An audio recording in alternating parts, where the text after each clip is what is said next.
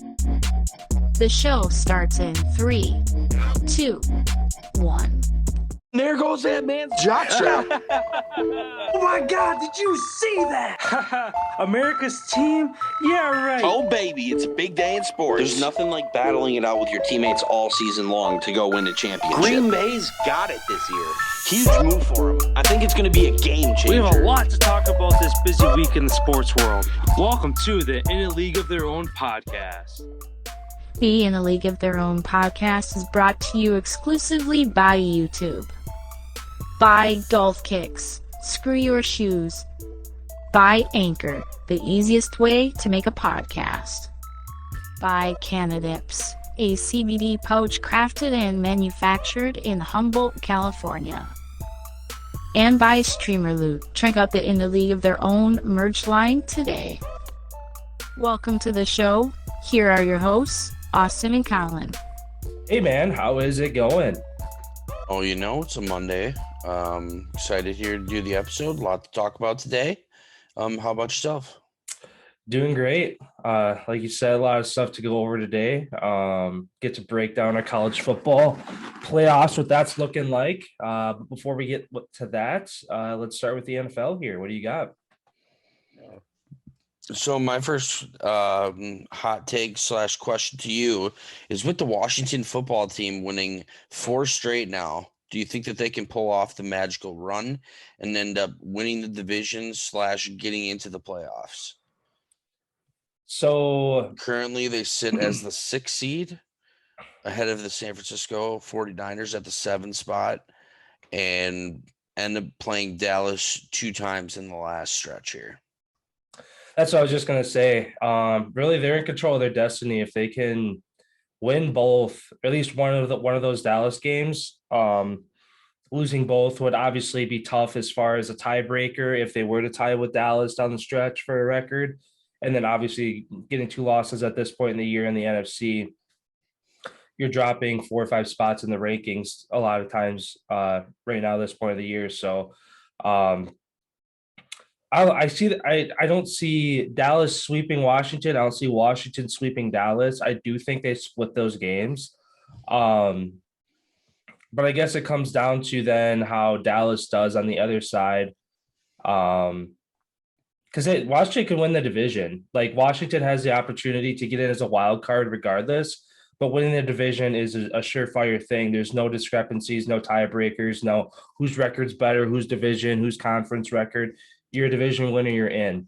But yeah, I mean, either way, they impressed me yesterday. I had kind of go for like our picks for the day. I picked the Raiders. I thought the Raiders pass game was going to expose Washington. I think they're like 26th or 27th in the league for defending the pass. And Derek Carr still had a somewhat typical day, like aired it out well, but not to the point that the game ever really got out of hand. So, yeah, I mean, I think that they will make the playoffs. And on top of that, like I said, I think they have a chance to win that division as well. Yeah, and then, like you said, going back to the picks this weekend, why I did pick the Washington football team is they were on 3 straight. They needed this game, and knowing that Dallas kind of coughed one up, not as of late, but when was their last loss? Raiders, Thanksgiving. So 2 weeks ago. That's a tiebreaker there. Dallas loses to the Raiders. Washington beats the Raiders. That's a notch above them right there. Yeah, and with how this team is currently playing, with Taylor Heineke showing that he can be the franchise guy there, that defense stepping up, especially with losing Sweat and Chase Young for the year, I feel like this team's found some magic, even though outside the building with all the rumors and the shit that came along with the Washington football team this season with the whole Gruden thing and the emails, they've still found a way to put themselves in the middle of this conversation here come playoff time here, early December, where the games really mean stuff. And this weekend is their first test to take down the Cowboys. And I personally,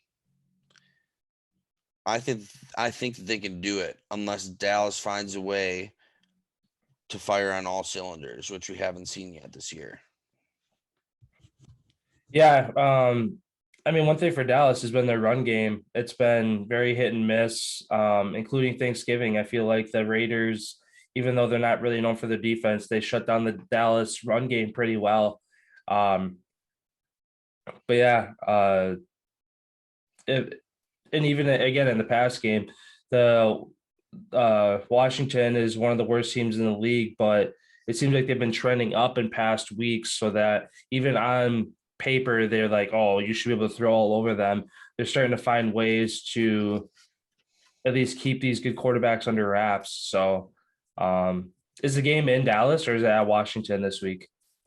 The game is Just because in Washington at noon.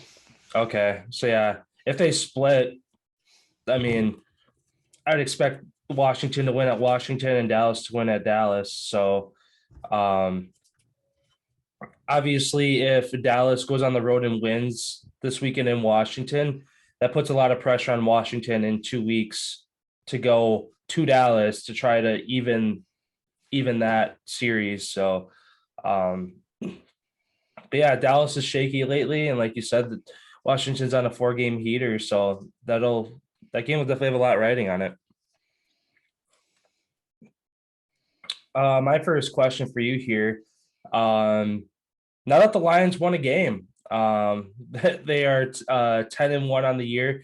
Would you say that they are still the worst team in the league with 1 win, or is there another team who is worse than them at this point? I think the Jacksonville Jaguars are currently worse than the Detroit Lions. If these two teams had to go head to head, I think the Detroit Lions would win just because they just seem better all around. I mean, Jacksonville played a hell of a game when they ended up beating Buffalo. They caught Buffalo on an off week. Otherwise, they win in London. Detroit beats a team in the Minnesota Vikings this weekend when the defensive play calling on that last play was, like, what the fuck was that cornerback doing, letting him get to the end zone when it's a 4th down play and everything's on the line? You let him get right to the end zone. Or 2, Jared Goff marched right down the field on that last drive with no timeouts and ended up getting it into the end zone, showing everybody who said he's a shit quarterback that he can lead a game-winning drive still. Like he could still get it done. So I don't think that they're the worst team. I think the Chop House Jaguars are, and that's my stance. And Houston, too, without Tyrod Taylor. I think they're below the Lions as well. Yeah, I was just going to say Houston is a team I would say is worse. And actually, yesterday after their loss, they are officially the first team to be eliminated from the playoffs this year. So, and looking at their point differential as well, 164 to 323 with a minus 159 differential this year. That's worse than the league. Looking at the Lions, they're 113. They're minus 113. Yeah, 203 to 316. So look at Houston yesterday, 31-0 against the Colts. They've had 30-0, 40-0 blowouts multiple times this year. So I would agree, Jack, which is weird. In the AFC South standings, Houston is ahead of Jacksonville, but Jacksonville has not been eliminated yet. So I don't know how that works. It might be head-to-head. Maybe Jacksonville beat Houston earlier this year, so that's why they haven't been eliminated yet. Or they have one less conference game played. So maybe that has some indication in some sort of tiebreak situation where they would get it. Maybe that's the only reason why. Well, actually, they have 2 because Houston's 2-7 and Jacksonville is 2-5. So they have 2 less conference games and 1 less division game played. So yeah, Jacksonville is just probably after this next week, I'd assume they would get eliminated, as well as the Lions if they lose next week as well. Same with the Jets, I do believe. Yeah. And then also in the NFC North, I haven't done the numbers on it exactly yet, but Green Bay is 9-3, Minnesota's 5-7. If Minnesota falls to 5-8 and Green Bay improves to 10-3 as a 5-game lead with 4 weeks to go, do they lock up the division this week? Is that even possible? I have no idea. I would imagine so. Because, I mean, if you have a 5-game lead and there's 4 games to play, if Green Bay loses out and Minnesota wins out, there's still a game back. Yeah, that's like if the Cardinals beat the Rams too. Do they lock it up? What does that one look like? That'd be 11-2 and 8-5. So they have a 3-game lead with 4 weeks. So technically that wouldn't be locked up, because if Arizona loses out and the Rams win out, then they'd be either tied or Rams would be a game up. Because 8-5 would mean they'd finish 12-5, and Arizona would finish 12-5 or 11-6 then. But falling to 8-5 by that late in the season, they could be out. Yeah, at least for the division, they'd still be. They're still. I think they have the 4 seed locked up right now for the playoffs, but They're fifth seed. Cowboys are 4th. oh yeah. But yeah, I guess wrapping that up. I mean, Jacksonville, Houston. I would definitely say both of those are worse teams. Maybe even the Giants. I mean, the Giants are 4-8, so they have twice as many wins as these other teams, but they have like, it seems like they throw all their marbles and like all their eggs in one basket for one game, and then the next 4 weeks they just shit the bed, and then out of nowhere, oh, we're gonna go 100% this week. They go toe to toe with a good team, beat them, make it close, and then the next 3 weeks, oh, we're gonna shit the bed again. So I guess it depends what kind of week you find the Giants on, because they're again very hit and miss. Yeah, I would agree with that. Then going into my next question, Patrick Mahomes is on a free fall like we haven't seen a quarterback of his stature and the early success in his career that we've seen before. His QBR this season is a 42, which puts him mid to low on the list of all the quarterbacks that have taken snaps this season. What do you think the issue is with the Chiefs? Does Andy Reid have anything to blame? And do you think they are Super Bowl contenders? I mean, they've been to 2 straight Super Bowls. They're back at the top of the AFC West. They're essentially tied for the first seed in the AFC right now, with 3 other teams at 8-4. So they have the makings to. And again, last week, how we were talking about who's going to be the 1 seed out of the AFC, the Chiefs kind of, with their win last night over the Broncos, they're in the driver's seat in the West, and they're, again, right there at the top of the AFC. As far as what's wrong with that offense, teams are starting to drop back more, force him to put the ball in tougher spots, to where instead of sending 4, 5, 6 guys, they're sending 3, maybe 4 now at him, dropping 7, 8 guys into cover and saying, all right, try to find a hole, which eventually, holding the ball 3, 4, 5 seconds in the pocket, some of those guys are going to get home on him, or at least put pressure in his face. That just seems to be the recipe for success for these defenses against the Kansas City offense this year. Again, very pass heavy. Clyde Edwards-Helaire is decent out of the backfield when they lean on him for the run. He doesn't get shut down. I feel like their pass attack kind of opens him up a little bit. But yeah, basically the only problem this year is that Mahomes isn't able to dish those balls into those tight spots to where it's easy for him to put up 300-400 yards a game, like nonstop, when he's got Tyreek Hill blowing the doors off a defense. Now they're starting to sit back a little more, not allowing that to happen. And this is kind of a result of it this year. People are starting to figure out what the Chiefs have been about the last 2 years and finding a good way to combat that. So do you think they have a chance to get back to the Super Bowl?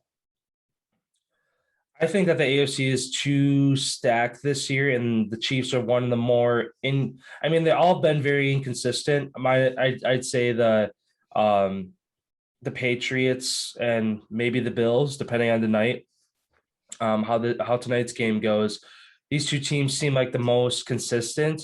So I would say if I had to go order, I go Patriots, um, Bills, Titans, Chiefs. I kind of put the Chiefs in that fourth spot right now of teams I'd expect to represent the AFC in the Super Bowl. Um, once you get to the playoffs, you set your regular season record aside, and it's you go out there and it's again every given Sunday. So you never know with the Chiefs if they can find a new way to move the ball down the field without being super predictable. I'm going to say this year that they don't get back to a third straight Super Bowl, but again, they may get the distance this regular season and end up as one of the top 3 seeds, then you can't count them out. But I'm going to say that they don't. And then I don't think you touched on, do you think Andy Reid has any part to blame in this whole thing? Since he is that offensive guru that claims he saw Mahomes coming before everybody else, and that's why he got him. I'm going to kind of compare him a little bit to Mike McCarthy's ending years in Green Bay. I think he's just becoming too predictable to where that Chiefs offense is super easy to figure out. Andy Reid is historic of a head coach as he is, winning multiple Super Bowls, being up in the top 5, top 10 of most winning coaches. He's got a lot of things under his belt. When it comes later in your years and you've done things a certain way for so long, you start to become predictable. Again, like I said, Mike McCarthy in Green Bay, his last 2 or 3 years, that offense didn't change at all. And teams were able to figure out the Packers. Matt LaFleur comes in with a new, like you see plays that the offense hasn't done ever, and they look a lot better. So yeah, I guess I'd say he is part to blame because he's not shaking things up. The Chiefs offense is just very predictable, and it all comes back to the play calling, which is in his hands. Yeah, see, I'm going to disagree with you on that one. I think as far as the blame for Andy Reid, I don't think you can put any blame on him due to, if you were to watch a lot of the times that Patrick Mahomes gets himself into troubles when he tries to play Superman ball, hero ball, where he tries to make things happen when he doesn't. He takes that risk over reward probability situation and he says, screw it. Like sometimes I get lucky, sometimes I don't. And defenses have figured out that he's not the quarterback that wants to sit and take checkdowns all game long. And that's why Taylor Heineke and Tom Brady and Rodgers and all these guys who have extended success or have an upcoming of success, they're taking their checkdowns. They're 3 yards here, they're 3 yards here, because each play sets up the next play. It's not the high flying Chiefs offense, which they've gotten away with years in the past because they just launch it deep. Like Mahomes has a hell of an arm. Everybody knows that. And I think all of this blames goes to Mahomes in the fact that years past, we didn't see the sidearm shit that he's throwing with, and he's doing all these crazy things. Granted, the contract that he signed, that's a lot of pressure. Having a newborn kid in the house, who knows how that disrupts what you currently have done previously up to that point. And then trying to be cool and fancy and all this other stuff. I feel like he's getting out of himself. Like he's not like himself. And until Andy Reid needs to sit him or whatever the case may be, you have to take those checkdowns. Like they're wide open instead of throwing these picks. That's why he's got so many this year.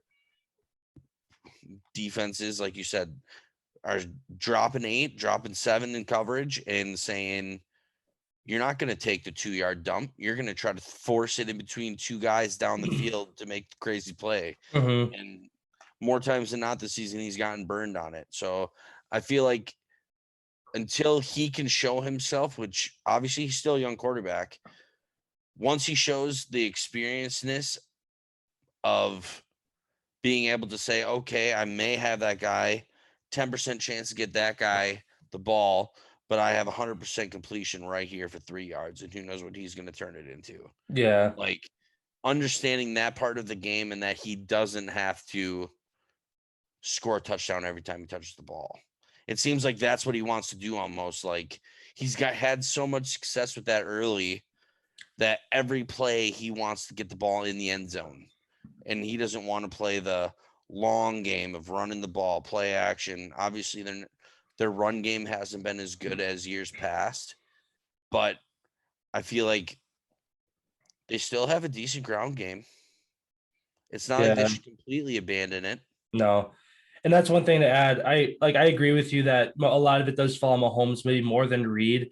But one thing to add, again, in the fault of Andy Reid is the reason Mahomes is trying to force those deep passes in between guys, tough coverage, is they are stuck in 2nd and 8, 3rd and 7, 3rd and 9s because they abandon the run game at times.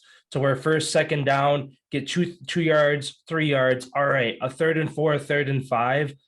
Then Mahomes can realize, okay, that 3-4 yard check down is going to put us right at the sticks. Where in his head on 3rd and 9, I'm not going to go with a 3-yard check down, even though in some cases it's better to punt than obviously force the ball. But that's not even probably in his wheelhouse to think we need 9 yards. I'm not throwing to a guy who's on the line of scrimmage right now.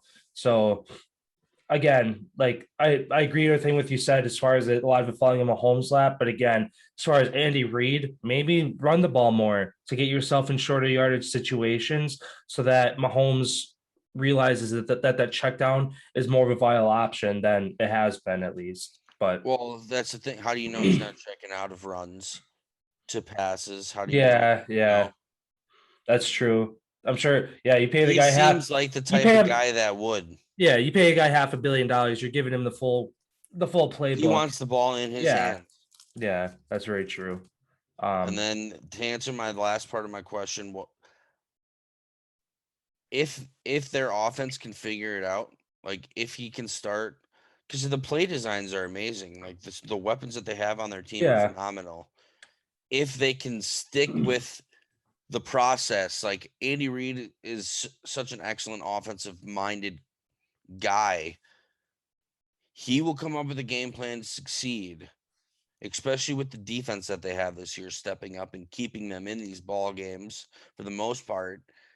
If Patrick Mahomes and his offense can get on schedule and stick with the plan and not freestyle it, backyard football, I feel like they do have a chance to get back. I can see them getting back to the AFC Championship game if their offense gets it figured out. But we're going to see down the stretch here what this team's really made of. Yeah. Moving on here then, kind of piggybacking a little bit off my first question with the Lions. Does Minnesota's loss to Detroit knock Kirk Cousins out of the MVP conversation because he was unable to beat, at the time, the worst team in football? I don't think so at all. He's still number one in QBR, or not QBR, but quarterback rating. The two are different. I don't understand why the two are different. QBR only goes from 0 to 100, and then quarterback rating goes 0 to 154.6. I don't understand what's so different about that. But Kirk Cousins still sits at first in rating. He's got, I'm going to compare him to Aaron Rodgers. I feel like that is Rodgers and Tom Brady are the two that I'm going to compare Kirk Cousins to as having an MVP type season. Mm-hmm. Kirk is 2 touchdowns ahead of Rodgers, 1 less interception, and he also has 500 more yards. So I just don't see, and he's only 400 yards behind Tom Brady. And Tom Brady's got 7 more picks. So I don't know. If Minnesota can find a way, if he can find a way to get this Minnesota team, which is really banged up, obviously they lose Thielen, one of the first plays of the game, so he's out. Dalvin Cook was out. Yep, Dalvin Cook out. They locked down Justin Jefferson, even though he still had a tremendous day. He's just an unbelievable wide receiver.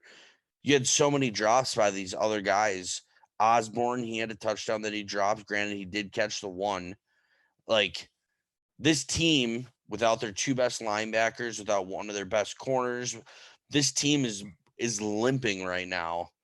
And if they could find their way into the playoffs, I feel like Kirk Cousins' name has to be in the conversation. As long as he doesn't have a 3, 4, 5 pick day and he continues to air it out efficiently, I don't see how you can keep his name out of it.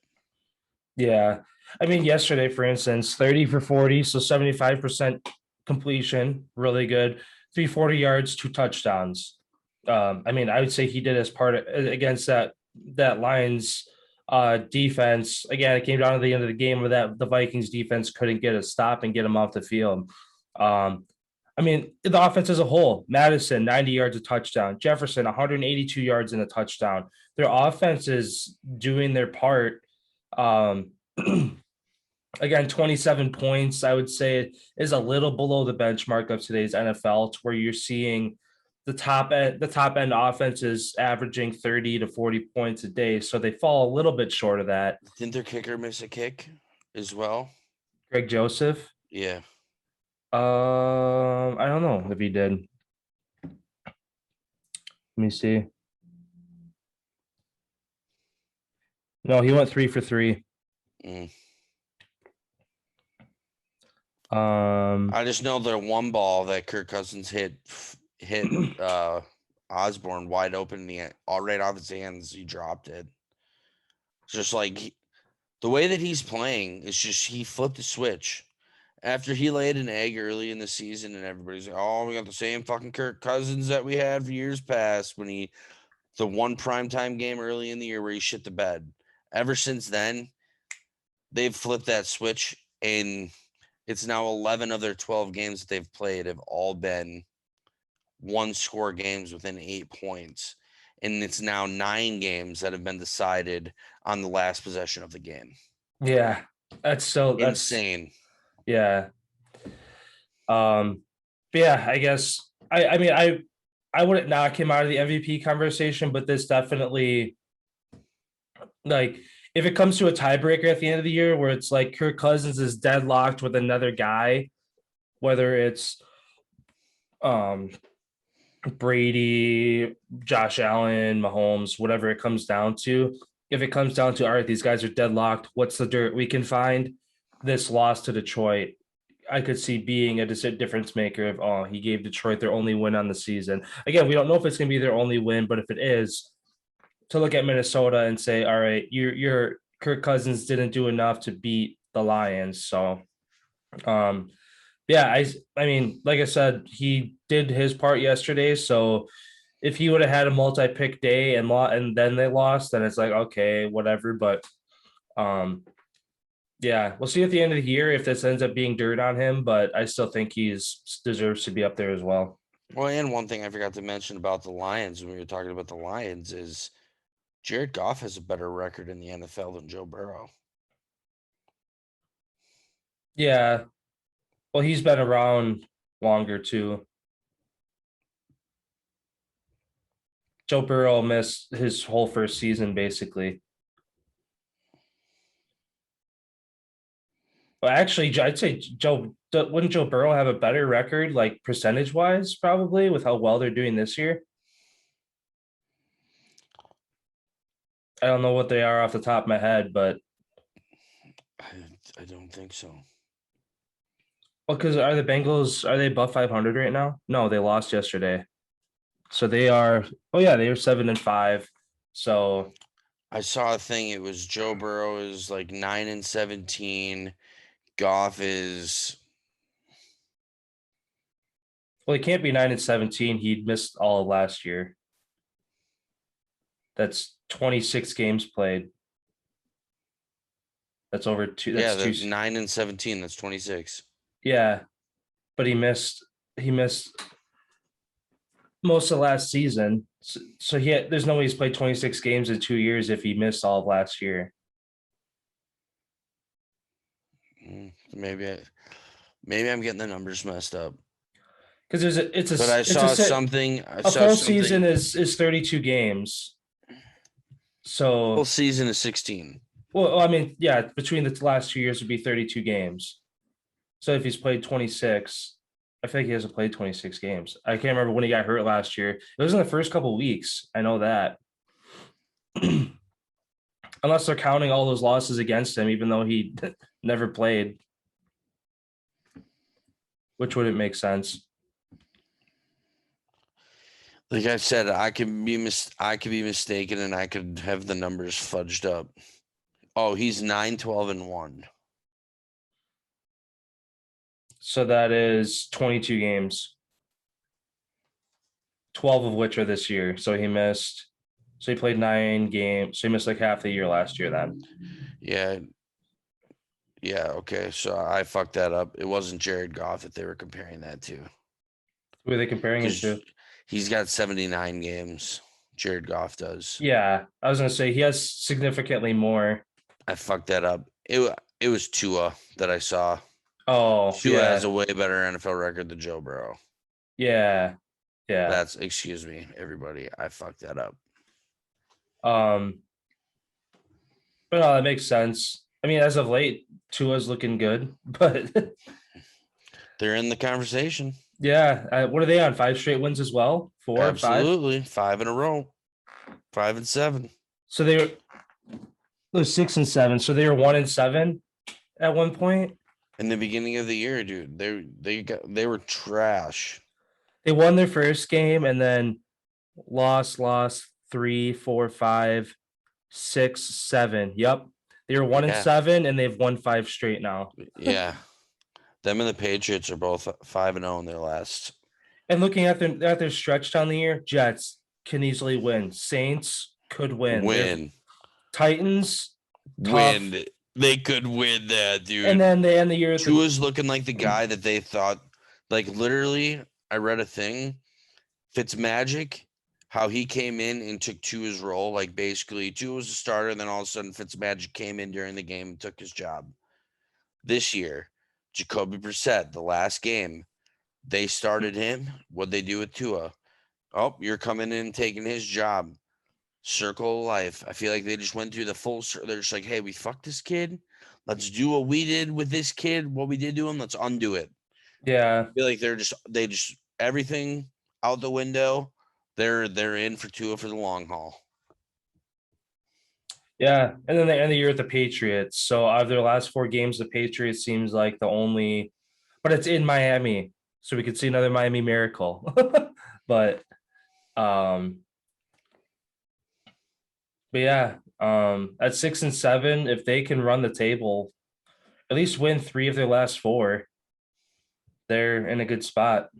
Absolutely. In this AFC, 1 win could boost you up in, and 1 could drop you all the way down, way out. So they're obviously the hole that they put themselves in, being 1 and 7 to start the year. They've almost climbed their way all the way back out of it. Yeah. And then my last question for you. Tonight's game is a huge matchup between the Pats and the Bills.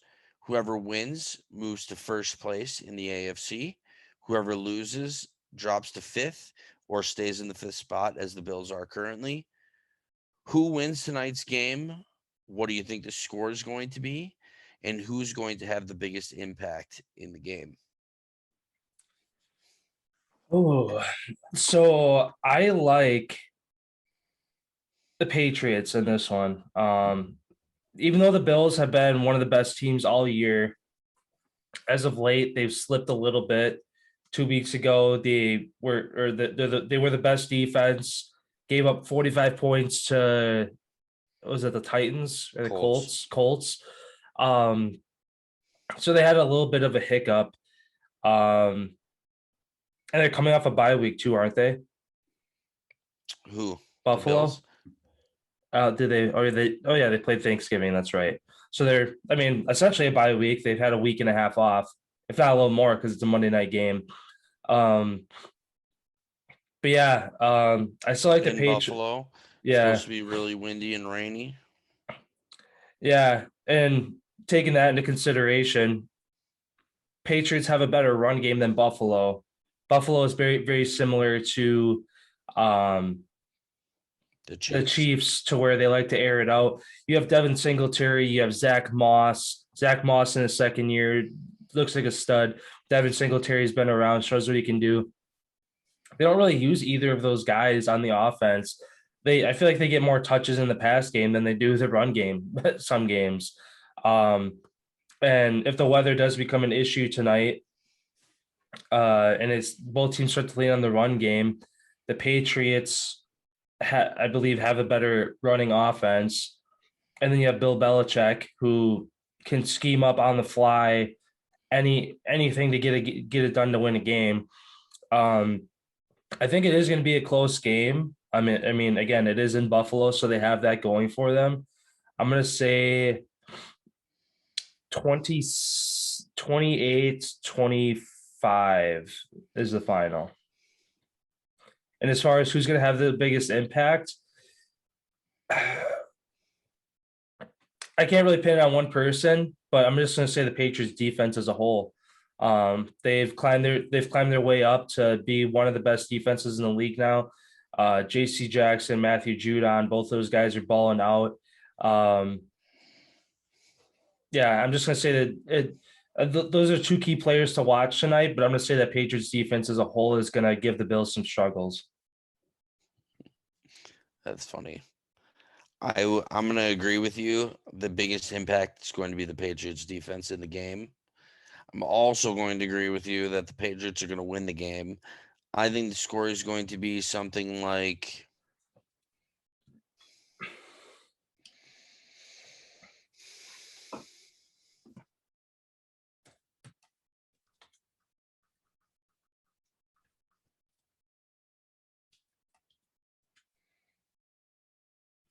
I'm going to go 2017. New England. 20-17. Yep. Sounds good. Yeah, I mean, I don't see either of these teams scoring 30. Again, Bills defense is still good. Patriots defense is really good. Yeah, I don't see either of these offenses thriving a whole lot. Yeah, should be a good one. And my last question for you here for the NFL. Lamar Jackson, again, takes another loss yesterday to a division rival.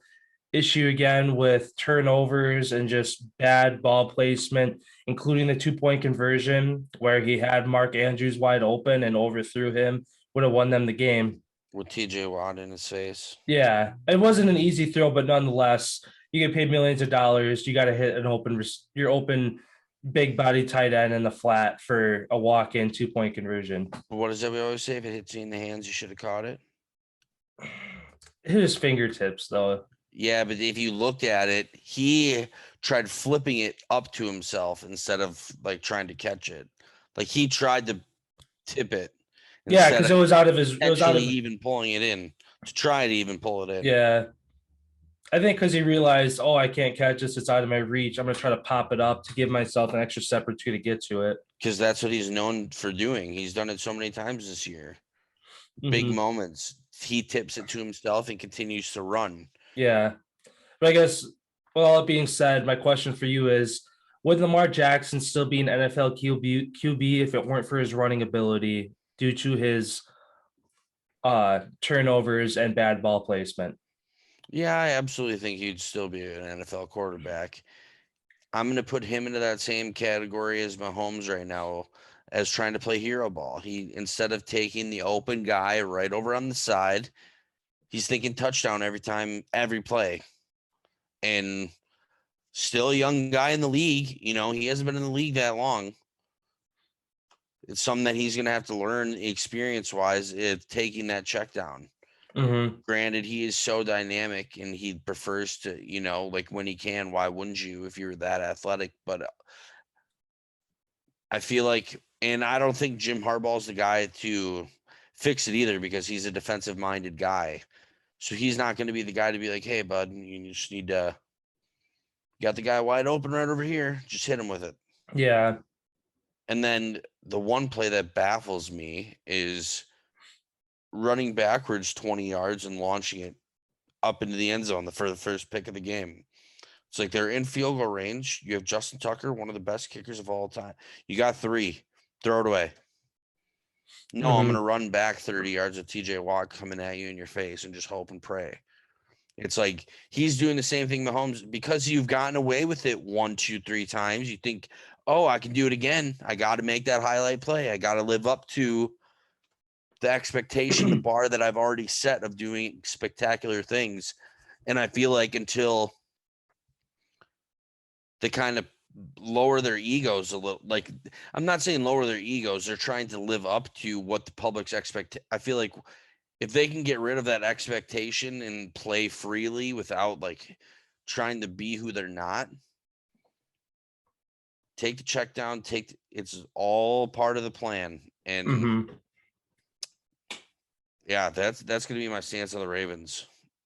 And unfortunately, they don't have that defense that is that stranglehold defense that they normally do have. That if you're going to throw a couple picks every game, yeah, you just beat the Browns and you threw 4. You throw 2 against the Steelers and you lose. Like, they can't do it every game. So it's just protecting the ball, not being too risky with it. I feel like that's both of their issues. Yeah. Yeah, I agree with you. I mean, they're still right up there. They'd be the lone team in first place right now, pending the game tonight if they were able to get the win yesterday. But and then also in the AFC North, they leave that door wide open yet at 8-4.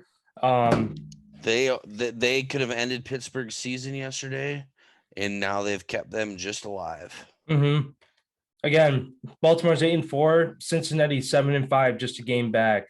Pittsburgh 6-5-1, a game and a half back, whatever you want to call it. What's going to happen to Cincinnati here down the stretch? I totally forgot about that. That's bonehead on myself yesterday for not taking the Chargers.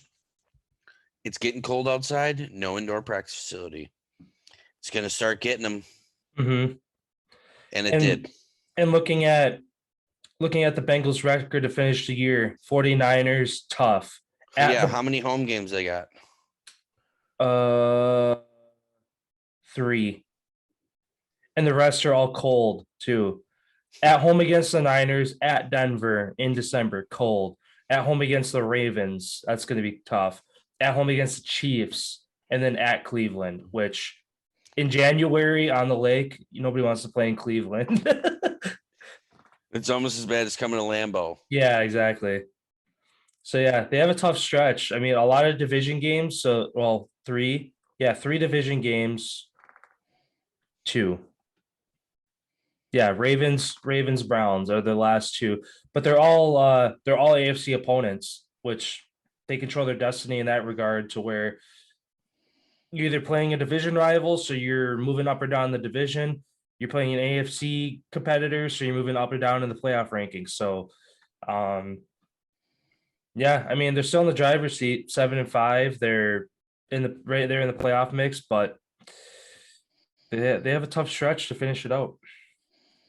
Yeah, no doubt. Well, sounds good then. Moving over here then to the college football world. We had conference championship Saturday, this past Saturday. A lot of great games. I mean, really one of the early ones was the one of the better ones, as far as if you wanted to watch a down to the last kind of play thing, with Baylor taking out Oklahoma 21-16. Baylor defense gets a goal line stand. They're Big 12 champs. Unfortunately, aren't going to make the college football playoff, but yeah. And then some of the other games, the big one, SEC championship, Georgia, Bama. Bama makes a statement. We didn't get to watch a ton of that game because we were out at the time, but it just seemed like Bama was in control the whole time. Georgia finally met their haymaker this year, to where they had a really easy schedule, the easier side of the SEC. And now when you play a really good team for the first time, they weren't able to stand the test. I wouldn't say it was a really good team. That was the first time they faced a really good offense. Yeah. like Bryce Young is going to win the Heisman. No, they ran into a high-powered offense, and Nick Saban, he's one of the three people, if gambling were legal here in Wisconsin, that I would never bet against and haven't in a long time. Bill Belichick, good old Nick Saban, and Tom Brady. The three people you can never bet against because the way that they prepare and the way that they carry themselves is a complete different.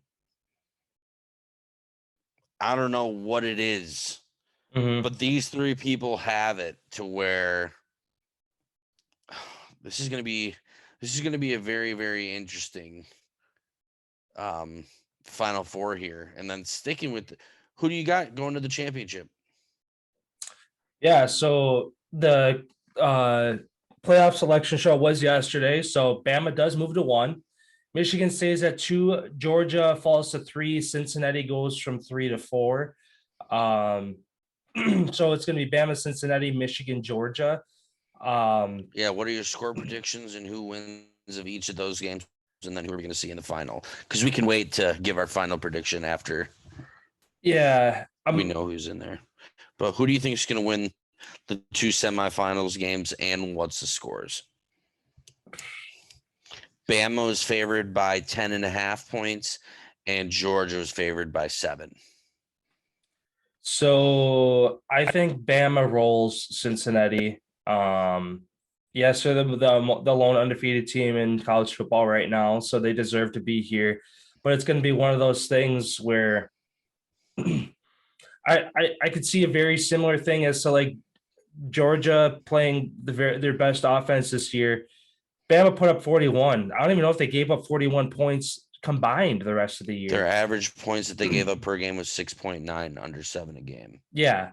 So and then they Bama drops 41 on them. I see a very similar thing to Cincinnati. Cincinnati hasn't played any really notable teams all year. They play Bama. Yeah, I guess that's the lone game, but I would definitely put Alabama above Notre Dame as far as going toe to toe with them. Yeah, I think it's going to be even though you did lose digit. to a Texas A&M, and you did lose to. No, that's their only loss. That was their only loss. I don't know. I still like Bama. If Texas, you don't think that they have any chance to lose? No, I don't. All right, what's the score? I'm going to say 42 to 30, Bama. 1v4, 42, 30. Alabama. What do you think for this game?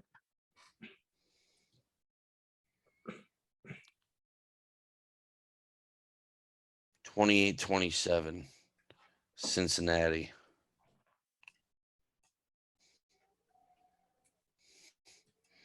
This is the first team that Alabama is going to play that is fundamentally sound in every single one of the areas of their game. There's no weakness to the Cincinnati team. There's none. They play very well across the board, and their quarterback's getting it done. I mean, you're coming down to a true freshman and you're coming down to a senior in probably the biggest game of their lives. What are we going to get here? And I just think Cincinnati's got that. They didn't get this far just to blow it. I feel like they're going to make a statement why they deserve to be here. Hence, they've had, they've pretty much won out since the end of since they lost last year to Georgia in the SEC or in that bowl game. Ever since they lost to Georgia, they've been on a mission, and now they're back. I see Cincinnati winning 28-27. Then going to the other side, we got Michigan and Georgia. I'm going to say Michigan wins easily 35-14.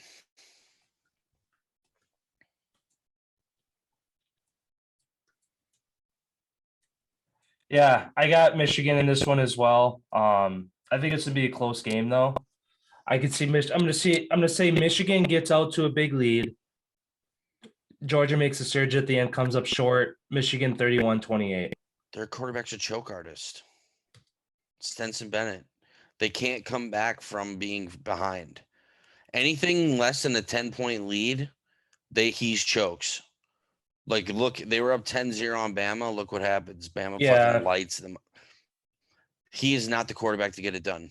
And I feel like Michigan's defense is going to eat him all day long. Michigan's running game is going to run the ball very efficiently against this defense. They're going to time of possession. Hence why I feel like Michigan's going to score, actually, I think Georgia might get one more touchdown, 35-21.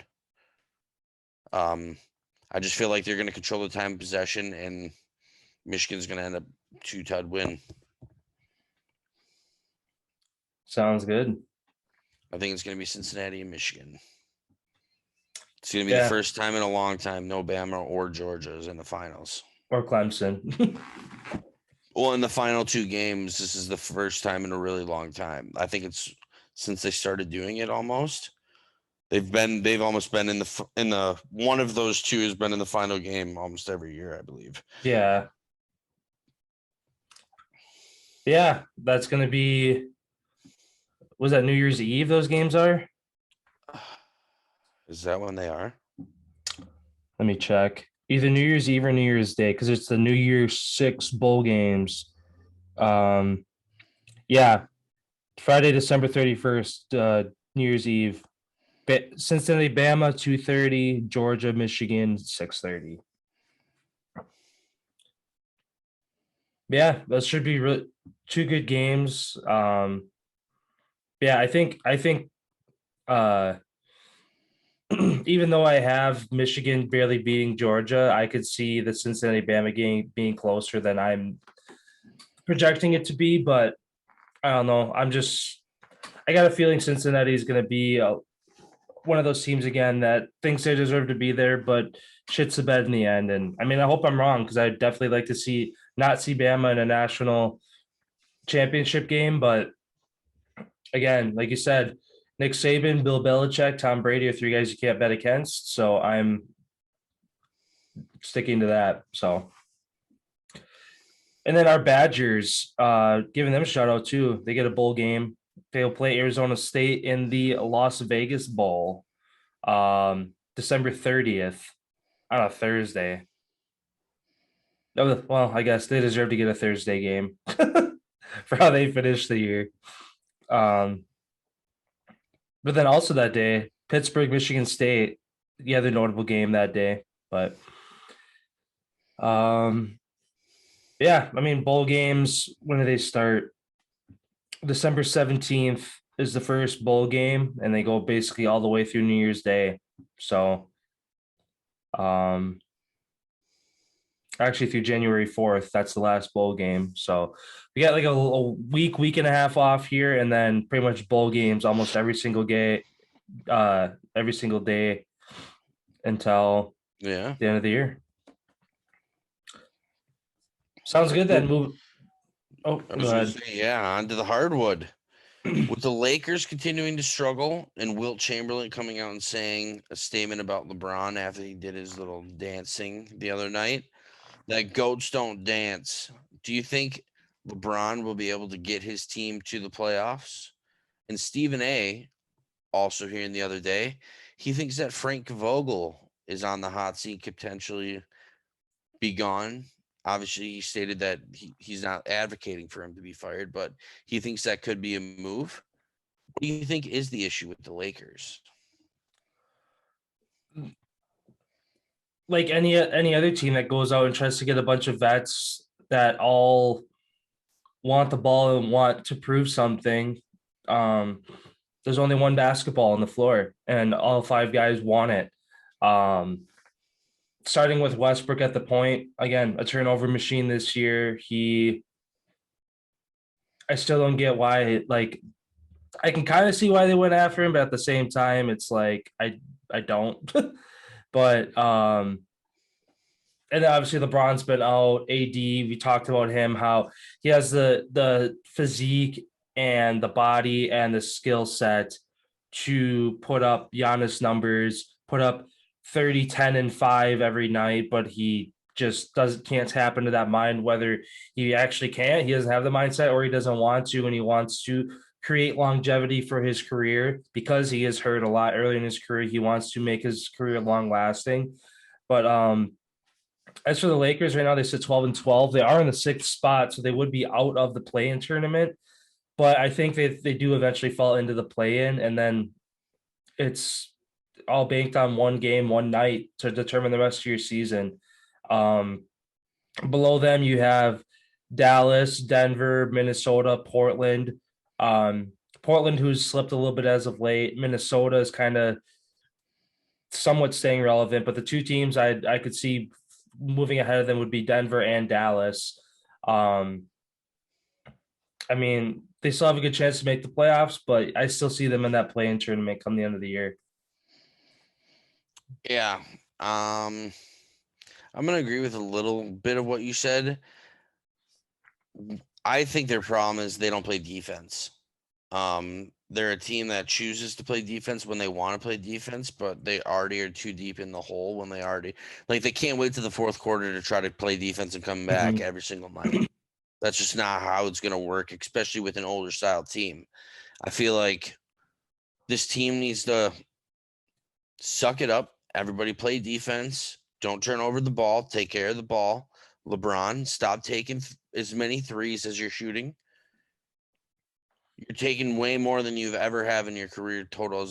I believe the stat was that I saw. I think it was he's shooting eight threes a game compared to his career where he's normally shooting 6, and he's only like a 32% shooter. So he's taking more, and his average is down because I believe career he's like a 34%. So he's taking more and making less. You're hurting your team by doing that.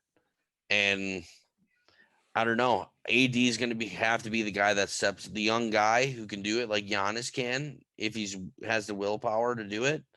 AD is going to have to step up and take the reins.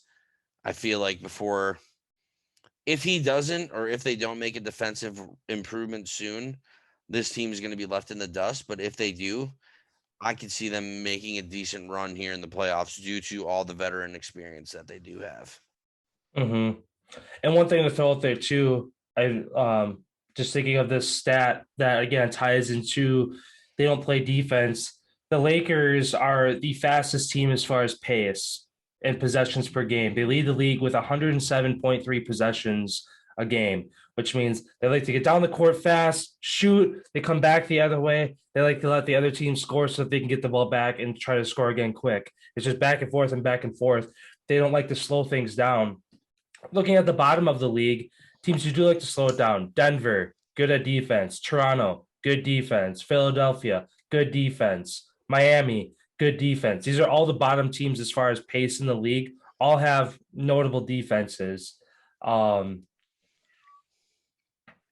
just adding to their LeBron taking more shots and missing, and they don't slow the game down to try to keep the ball away from the other team.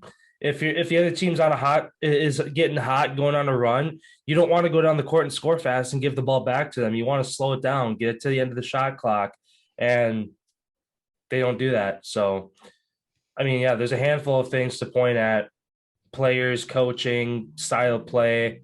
There's a lot of things with that team that good for them to set 6th right now, but I don't see it lasting the whole year. Yeah, I agree with that. And a quick shout out before you get into your first question here. Shout out to Kevin Durant for passing Ray Allen for 24th on the all-time career points list. So shout out. Yeah, my first question for you here then. Which NBA All-Star Game format do you like better? The old days of East versus West, or do you like the current 2 captains are selected and they have full range of the league to pick from for their starters and reserves?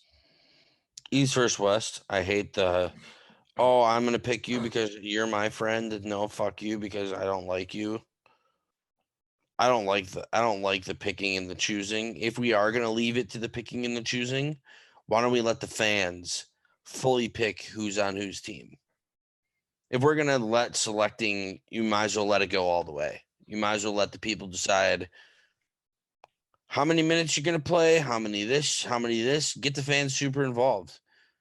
This guy's going to be point guard number 1. Okay, he's going to play the first 2 quarters. This guy's going to come in and play this, Yeah. Let the fans get creative on it, but East and West is my preferred method.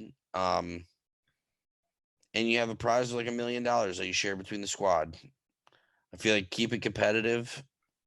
Obviously, it's not. It's a 3-point shooting contest basically nowadays, but I don't know. I feel like you could get rid of the NBA All-Star game and maybe add like a 3-on-3 or something to that effect. Just because you do have the skills competition, which does have a lot of the world's attention coming to watch that. I feel like instead of doing a normal game where no one really plays defense or whatever the case may be, I don't know, unless you could find a way to get all these players, go balls to the walls. But I feel like because of that chance to get injured and all, I feel like you don't. So you go 3-on-3, do something fun, and keep it entertaining. Yeah, I agree with you. I like the old East versus West where you get like that kind of pictures of like LeBron on Kobe, and those games seem like they were a little bit lower scoring, still higher scoring than a normal game, but they're more competitive. I guess the one thing about how they do it now that is kind of cool to see is guys from cross conferences that, like for instance, this last year, LeBron and Curry, first time they're ever on a team together. Like you get to see those two. The Olympics. Yeah, that's true. But again, that's like the one thing I could think of as far as the format they do it now that is like cool to see of guys who never would play with each other that play with each other now. But yeah, the old East versus West, I don't know. Those just seem more fun to watch. Like I'll tune into the game now, but like you said, I'd rather watch the 3-point contest, the dunk contest, the skills challenge. Those are almost more fun to watch than 165 to 163 and like no defense. So or you have one team like Giannis, KD, Steph, LeBron, all the guys on one team, and it's just like, okay, 190 to 100. Like, yeah, I just hate how they do it. Yeah. My last NBA question for you here today. Rumors have been circulating that Portland is potentially going to be offering a trade to bring Ben Simmons to the Portland Trail Blazers in exchange for CJ McCollum. How do you see this panning out if it happens? Which team wins the trade? And how do you see both finishing the regular season if the trade goes through?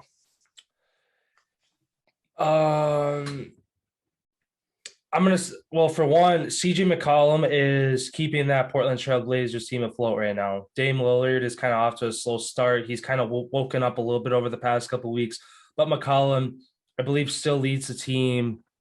I'm gonna pull it up here just to make sure. Yeah, McCollum is averaging 20.6 points a game. Better field goal percentage, better 3-point percentage than Lillard. Less turnovers, more rebounds. Like there's so many categories that McCollum is doing better than Lillard. So I Philly would win this trade if it does go through. You bring Ben Simmons to Portland. Who knows how he would even take that if he doesn't want to play in Philly, going to a small market team like Portland. Who knows if he's going to just throw up a stink and not play there either. To play alongside Dame Lillard would be awesome, but that's about all you really get to look forward to in Portland. I don't know. So I and as far as where they end up, Portland would probably fall out of playoff contention, and Philly would either probably stay the same, right in the top handful of teams in the East, if not make a push for that one seed if they're able to get McCollum. So, Philly's currently at the 9th seed, and Portland is currently at the 10th seed. Okay, so both like play in kind of range. Yep. But Yeah, I would say Philly would again make that jump up into the top handful of teams if they make that trade. And Portland could be a team sitting on the outside looking in, play in out. They could miss the play in, honestly, if they make that trade. And if they do, Dame Lillard, he'd have to step up and probably have a career year to keep that team afloat. Yes, I'm going to disagree with you here. I think both teams would end up winning this trade. I feel like CJ McCollum would benefit going to play in a team like Philadelphia where it is more team oriented, not just individual type of play. And I also feel like Ben Simmons would have the chance to reestablish himself without the media fucking storm show in Portland and get to kind of go under the radar and kind of get himself back to the old Ben Simmons, which everybody knows Ben Simmons can play. You know, he was one of the top guys in the league. I believe he won Defensive Player of the Year one year. I mean, this guy can play. He's still young. I mean, I see this being a win-win, and if this trade goes through, I see both teams making the playoffs. I see this being a win-win, no-brain trade for me. Granted, I think Portland may have to give up a couple picks just due to the amount of money, maybe to try to bring that money amount down to see if Philly can retain any of that money that they owe Ben. But other than that, I see this as a win-win. Yeah, that's a good point. Because who knows if that's what's got to his head in the first place, the media. Yeah. All the attention, New York, you're in a big, you ain't getting away from, Yeah. Yeah, we'll see if it goes through. I mean, it'd definitely be interesting to see how both teams kind of look on the other side of it, but yeah, we will see. Philadelphia, the only place where they forget who they boo because they boo so many. Yeah, that's true. And my last question for you here for the NBA. Do you see LeBron playing long enough to play with or against his son, Bronny Jr.? Bronny is a junior in high school right now, so he would graduate in 2023, meaning his earliest NBA season would be 2025 if he did a one and done in college. Yeah, do you see LeBron sticking around long enough to get to play with or against his son? No, and if he does, that's a disgrace. He's already starting to go downhill. Another 5 years from now, can we only imagine what he's unless he moves to a bench player, considers coming off the bench, then yeah, sure, why not?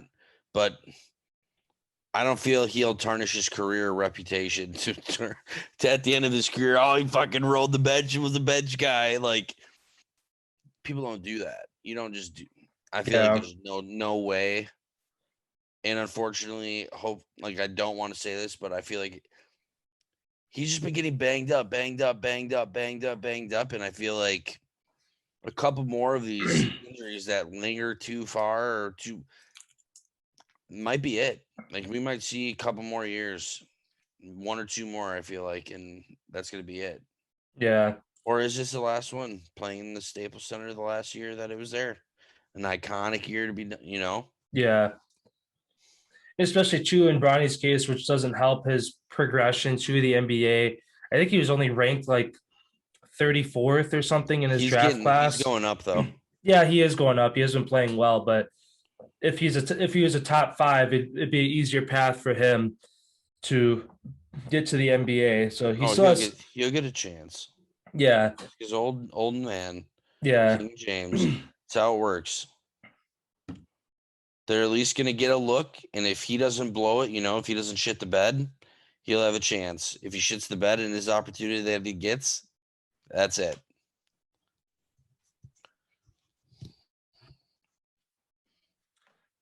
Sounds good then. We'll move over to the NHL here. What's your first question over there? So, with the Philadelphia Flyers firing their head and assistant coach earlier today, now Mike Yeo taking the reins, do you see this team turning it around and ending up staying competitive, if not on the outside of the playoff? Like, do you think that this team could turn it around? We're a quarter way through the season. Do you think that they could turn it around and be competitive in this juggernaut of a Metro division that we have. Yeah, I mean, a lot of teams, I mean, really in any sport, when you make a big change like that, it's going to go one of two ways, and we'll be able to see by week's end what they kind of look like. Like you said, in the Metro, I mean, we say all the time, one of the toughest teams or one of the toughest divisions, if not the toughest division in hockey. Um, yeah, but the Flyers have some making up to do. Pulling it up right now, looking at the Metro, they're only ahead of the Islanders. They set 20 points, 16 points back from first, and 13 points back from being in the top three in the division for a playoff spot. So, given the teams that are ahead of them, I mean, I think that they make a push, but I don't. I think that kind of like the Islanders, how we talked weeks ago. Oh, they got a new arena, this and that. Things are changing. Do they turn things around? Since then, they have not. They're what are the 7-3 in their last 10. So They've they lost 11 in a row. yeah. I don't know. I mean, I obviously hope for the Flyers that with some new faces leading that team that they kind of turn things around. But again, Washington, New York, Carolina, Pittsburgh, these teams that they would have to go through, I don't think that they're able to knock one, if not two of those teams out of playoff contention to get it done. But I could see them finishing like right now they're second to last in the Metro. I could see them finishing either fourth or fifth, just outside like the top three. Yeah, unless this team turns it around and has a miracle month or a great stretch, and these other teams have a shit couple weeks, just like they had, they're fighting for an 8th spot. That's about it. I don't think this coaching change is going to help, unfortunately. I feel like during the offseason, they're going to have to find a guy. And my team's fucked. Sounds good. Moving on here then. Speaking of the Islanders having lost 11 straight, on the flip side, the Rangers have won 6 straight in 9 of their last 10. Will the Islanders get a win first, or will the Rangers get a loss first? Well, just looking at the schedule and going with the timing, I'm going to say the Islanders beat the Senators tomorrow. And since their game starts an hour and a half ahead of the Rangers game, I'm going to say the Islanders get this one done. Both win tomorrow night. Yeah, I'll agree with you on that. Just because I feel like, especially in hockey, it's hard to put together a stretch. Because who knows if the Rangers are going to be able to put together another 6, 7, 8 game stretch at any other point of the year. Well, they're playing Chicago too, so one of the bottom barrel teams. The Rangers are. Yeah. Okay. So yeah, then Chicago. So then in that case, yeah, I don't see the Rangers losing, and yeah, Islanders playing the Senators, one of the worst teams right now. I mean, it's going to be a battle of who sucks more, but I would say, like you said, the Islanders have a better chance to break that streak. And then I'm going to change up my second question here for you. And the Wild and the Oilers play tomorrow night, both top in their divisions. Which team do you think wins, and what's the score? Is it at Minnesota? Yeah, it's in Edmonton. In Edmonton. Which for Minnesota is pretty much just go straight up. But I don't know. I'm gonna say Wild when I know last week I was talking about which team is gonna clinch a division first. The Wild currently have the biggest lead. I think they still do, at least in the Central. Let me check that to make sure. Yeah, they have a 7-point lead over Winnipeg, and that is the largest margin right now. And I think they keep rolling. The Oilers obviously a great team, Draisaitl and McDavid.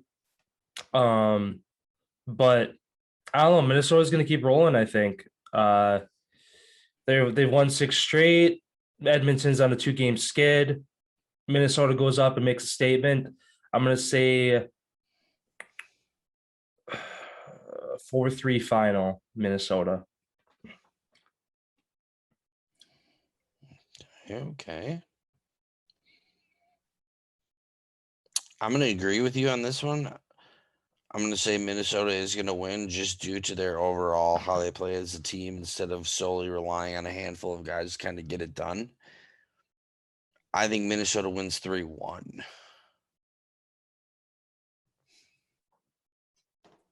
Sounds good. My next question for you here.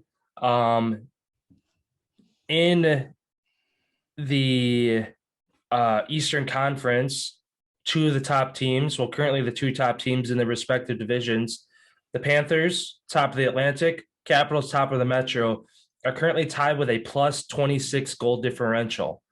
Which team ends the season with a better differential?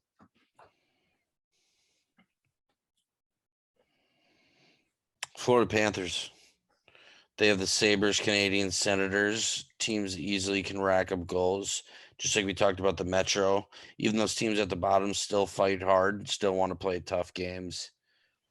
Easily Florida Panthers. They have the same goal differential already, and they have 1 less game played. The only team I would be concerned about potentially outscoring them in the whole entire league is Montreal at this point for goal differential. They're on fire. Yeah. In Montreal. Calgary. Oh, did I say Montreal? Yeah, that's why I was confused. I was like, they're like one of the worst teams for differential right now. Calgary, excuse me, everyone. Calgary. They lead the league with a plus 30. Yeah. Yeah, I agree with you. I mean, Ovechkin is on his hot streak, so that's going to help with their plus differential. But who knows how long he's going to keep it up again with his age and longevity and fatigue if he starts to slow down at the end of the year. And like you said too, Metro, the couple teams that are on the top with them, tough teams, and even at the bottom, they're all like good defensively. So yeah, I'm going to say Florida as well, just with really the bottom 3-4 teams in that division are all struggling right now to shoot pucks and stop them.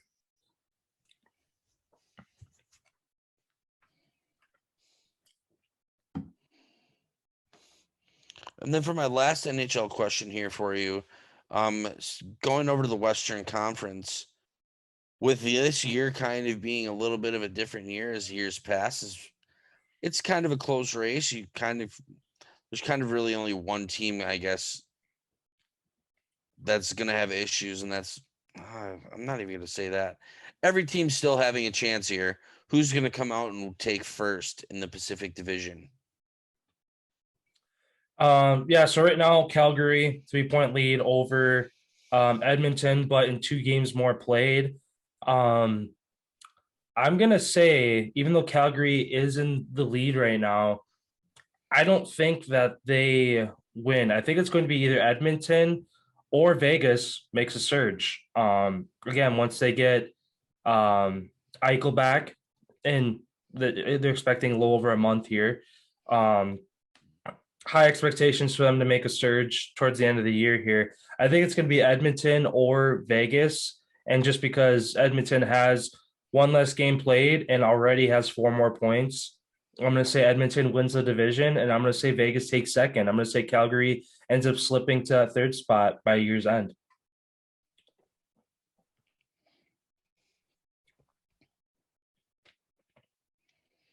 Yeah, I don't really know how I feel about this one.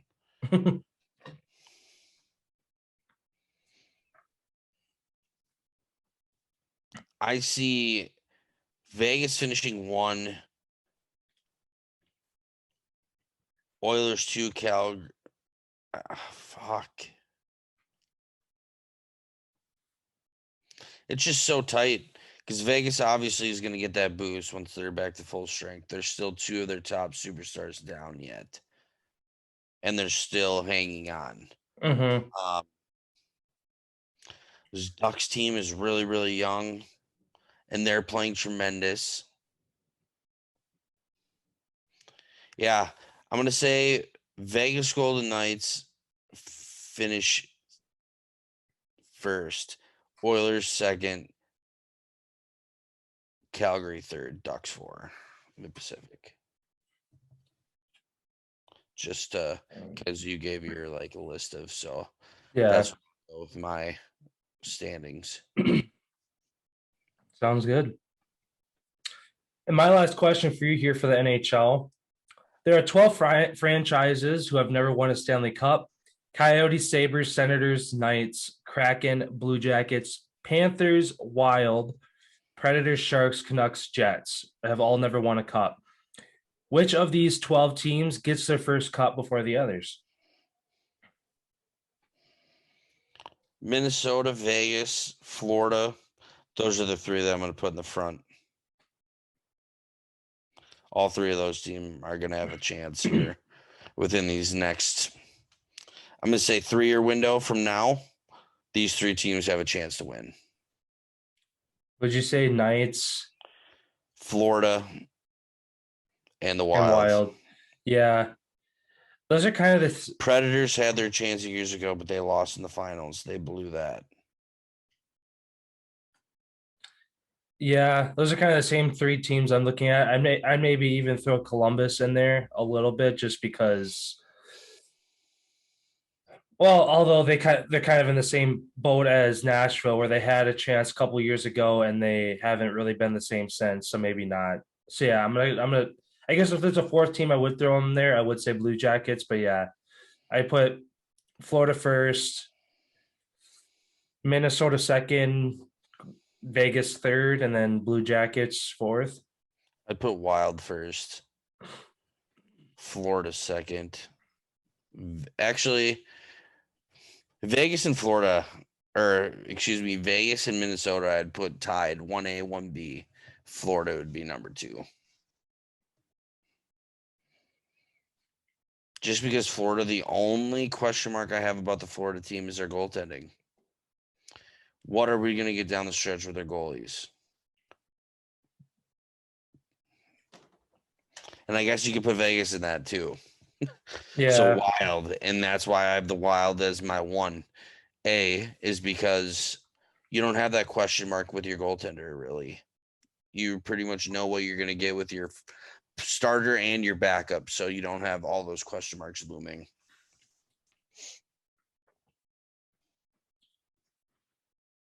Cool. Well, sounds good. Well, Then wrapping up into my last question for today's episode. Who wins the Big Ten basketball championship for the men's? And do any of the teams in the Big Ten make it to the finals? Oh, let me pull it up here just to make sure.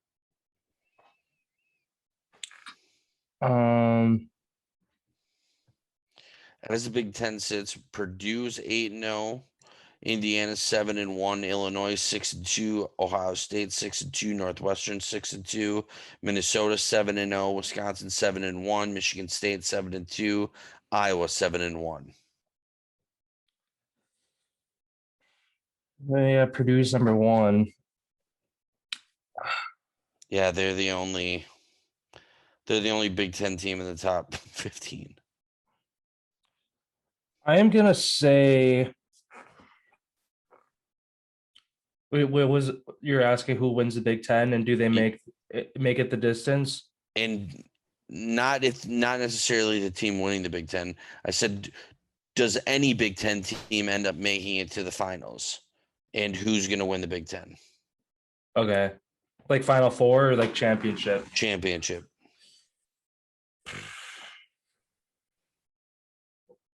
I guess it all depends on. I'm gonna say it's gonna be Illinois or Purdue that win the Big Ten, but it's all gonna depend on, again, how they line up the regions. If they get stuck on the same side as Gonzaga, UCLA, Either those teams, Duke, those are going to be tough teams to go through. If they have an easier side of the bracket, it's going to be, I would say, yeah, I'm going to say Illinois wins the Big Ten, but they do not make it the distance just because I feel like there's too many other good teams outside the Big Ten that they are not going to make it that far. Okay, I'm going to disagree with you. I say Purdue wins the Big Ten, and I say Purdue makes it to the finals. This team's unreal. Like, this is the team that they've had cooking for a couple years now, and they got it. So I think this team's going to get it done. And it'd be cool to see a Big Ten team represent. Even win. That'd Yeah. be badass. And this is going to be the team to do it, I feel like. Yeah, I mean, well, looking at their record, looking at their I mean, Big Ten schedule basketball is here. tough basketball, and they beat Yeah. Iowa by 7. Yeah, so they play. Yeah, I mean they'll have to play each other multiple times. Wisconsin, Purdue, Purdue, Illinois, Purdue, Iowa, Purdue, Ohio State, Purdue at Michigan State, Purdue at Illinois. Yeah, At Indiana, at Iowa. yeah. The teams that the one team that they play multiple times that I'm seeing. Indiana, they played twice. Wisconsin, they play twice. Michigan, they play twice. They only play Ohio State once, which I think well, and they play Illinois twice, which I think is going to be their best competition in the Big Ten. Yeah, they play Iowa twice as well. Mm-hmm. Both of those teams that are, like I said, in the standings, they're all 7-2 or better. Yeah, 7-1 and better. yeah. I mean, it'd be cool to see Purdue. I mean, any team represent the Big Ten in the championship. I don't know. We'll obviously see when it comes to the end of the year. My last question for you here, kind of transitioning back to college football. It seems like college football adds more and more bowl games every year where they keep adding a new destination, coming up with a new name. To make them more meaningful as they were years ago, to get into a bowl game with how much weight was behind it. The current bowl eligibility to get into a bowl game is 6 wins on the year. Do you think that they should up it to 7, even say 8 wins on the season to make that the new eligibility requirement? Or do you think that they're going to keep adding more bowl games just because more money? I think that they're going to do neither. I feel like we're going to see a top 12 playoff. I feel like or a top 10, excuse me. Or hold on, what was the bracket that I saw earlier? It was really interesting how they did it. It was 1, 2, 3, and 4. The top 4 teams already got buys to the second round. And then it was like 5, 12, 6, 11. Yeah, so that's what it was. No, 5, 10, 6, 9, 9, 7, 7, 8. 8. I'm missing one more. So yeah, it would be 12. So top 12. I feel like that's what we're going to see coming soon here. Each of those games obviously is going to be a designed bowl game. I feel like that's how they get these games to mean more, by putting a playoff game on it, making it a winner go home type of game, not just half the guys aren't even going to play because they're preparing to go to the NFL draft and they don't want to get hurt. Like, fuck that. We want to see a competitive game. We want to see guys having a chance to get to a national championship for being ranked lower. I feel like that's what we're going to see coming here. Yeah, I guess I didn't think about it that way. I don't think, because what they already turned the semifinals into the bowls, the Totito and the place that like years yeah, past. it's the Cotton I Bowl feel and like the that's Orange what Bowl. they're going to do and get rid of all these schmeeze bowls and do all these companies who want to pay big money for big time games. That's how you raise revenue and make them more important. Yeah, Yeah, I definitely like that, the sound of that better than, raising the eligibility requirement to be, again, bowl eligible. In an 11-12 game season, win half your games and you get a bowl game. I feel like that just depreciates the value of bowl games. Have the team you play suck anyway. You know what I mean? Yeah. Yeah. Like there's so many teams that make bowls. Mhm.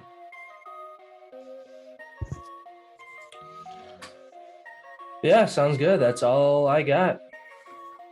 Sounds good. Well, thanks everyone for stopping by on today's episode. We will have another great interview coming for you guys sometime soon here within the next couple weeks. So keep an eye out for that. Otherwise, stay safe, everyone. This Omicron is creeping in, so stay safe, everyone.